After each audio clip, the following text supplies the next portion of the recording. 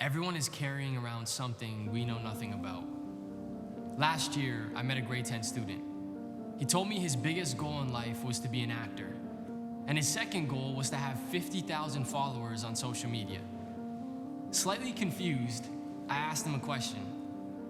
What in your life would change if you snapped your fingers and suddenly 50,000 people were following you? What this young man said, I will never forget.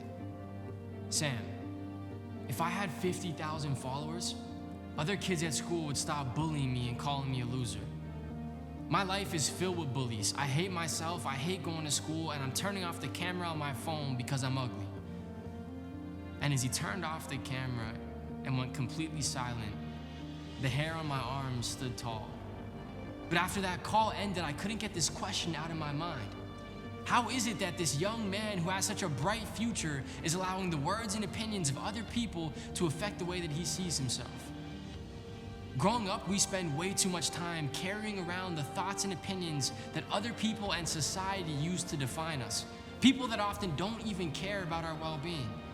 If you and I never take the time to empty our backpacks of these negative thoughts, we end up living a life filled with fear and anxiety, one based off the expectations and opinions of others. What breaks my heart is that there are millions of students just like this young man.